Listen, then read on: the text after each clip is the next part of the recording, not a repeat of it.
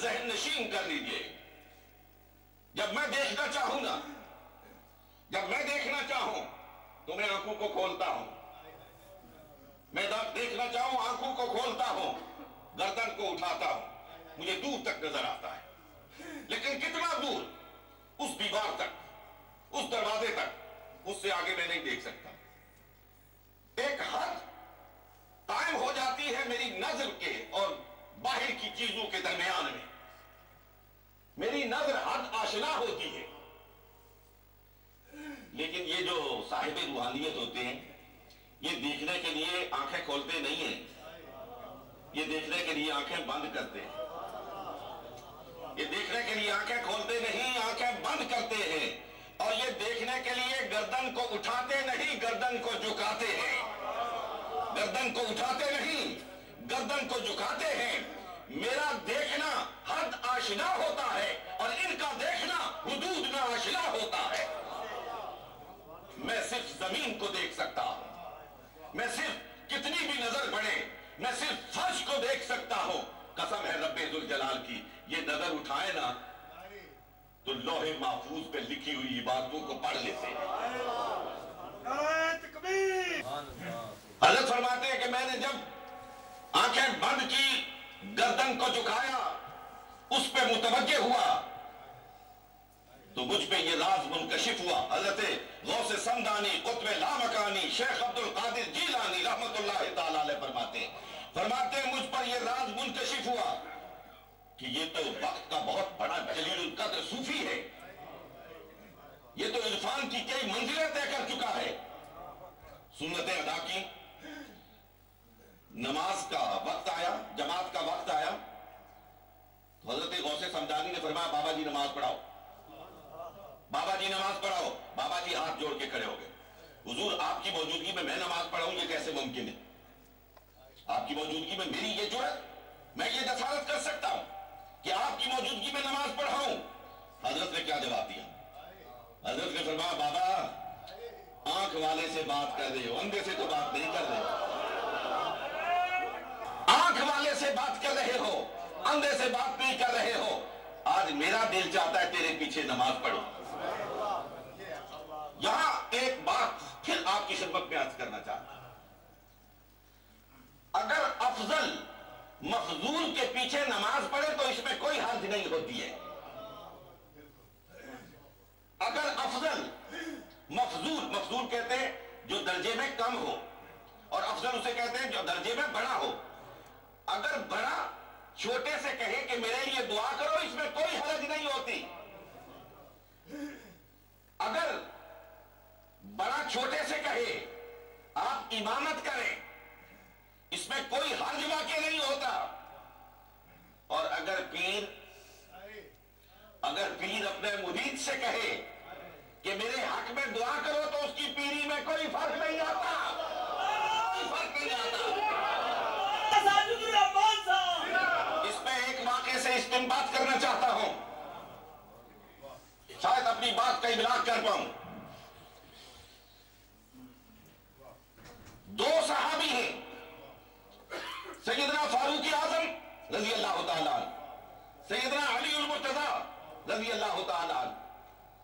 دونوں سے محبوب کائنات جناب محمد رسول اللہ صلی اللہ علیہ وآلہ وسلم نشانیاں بتا کر ارشاد فرما رہے ہیں.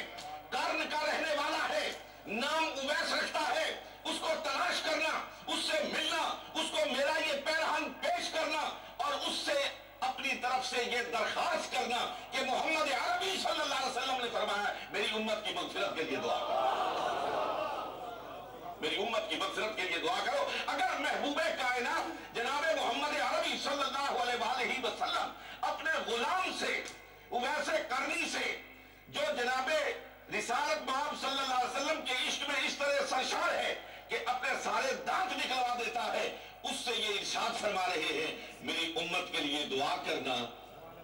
تو اگر کوئی پیر صاحب کسی اپنے مرید سے یہ کہیں کہ میرے لیے دعا کرو، میں صاحب عرس کی ایک بات آپ کو عرض کرنا چاہتا ہوں.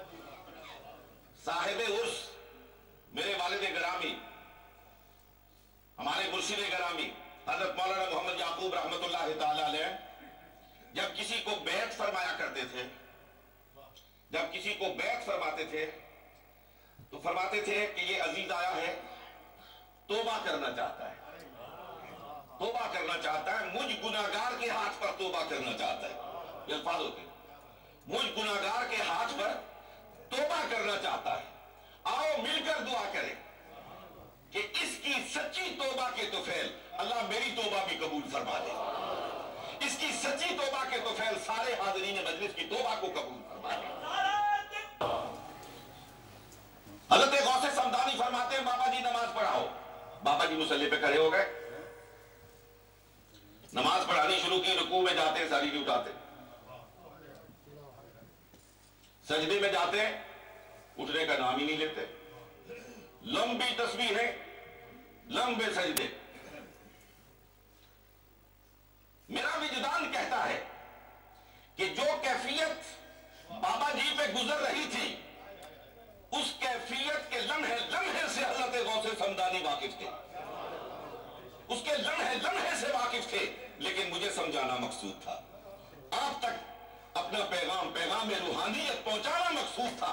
नमाज से फारिग हुए, फरमाया बाबा जी आपके पीछे नमाज पढ़ने का मजा ही आ गया, बड़ा मजा है आपके पीछे नमाज पढ़ने का, लेकिन आपने जो रुकू और सजदे किए हैं ये शरई इत्दाल से कहीं ज्यादा लंबे किए। ये मौलाना फराशवी साहब जो है ना, ये बहुत अच्छे फकीह हैं, दौरे हाजिर के बहुत अच्छे फकीह हैं, मसाइल पर बड़ी गहरी नजर रखते हैं।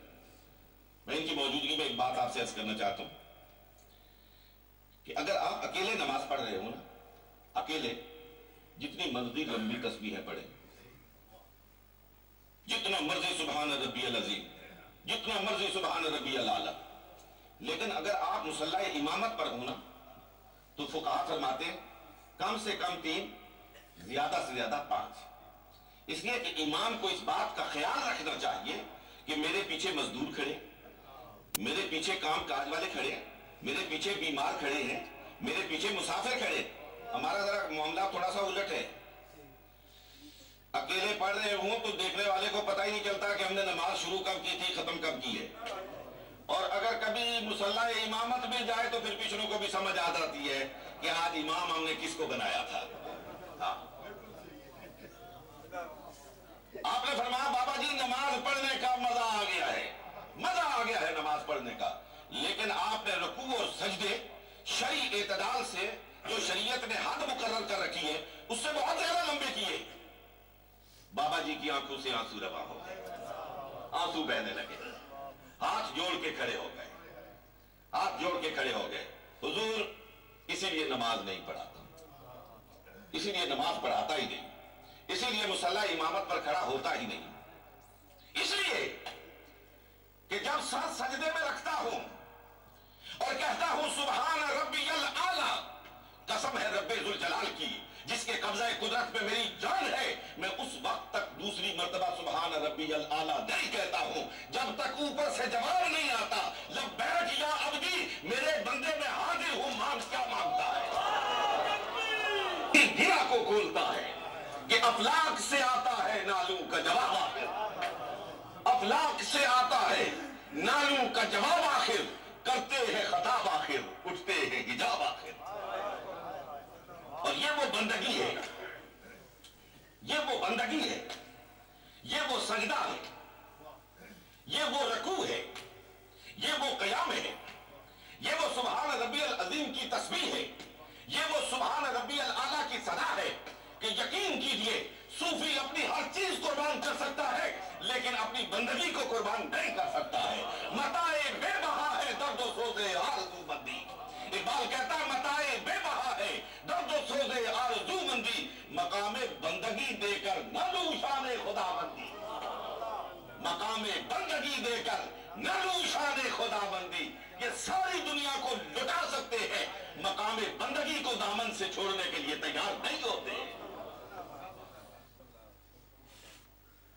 खलीक अहमद निज़ामी लिखते कि हज़रत ख्वाजा मोइनुद्दीन चिश्ती अजमेरी रहमतुल्लाह तआला अलैह सफर फरमा रहे हैं और सवारी क्या है, एक बैलगाड़ी है, बैलगाड़ी पे बैठे और उसका जो कोचवान है, उसको चलाने वाला वो एक हिंदू है, रस्ते में गुफ्तगू होती है, मगरिब का वक्त आ जाता है, आपने फरमाया सुनिए रूहानियत क्या होती है, तसव्वुफ किसे कहते हैं।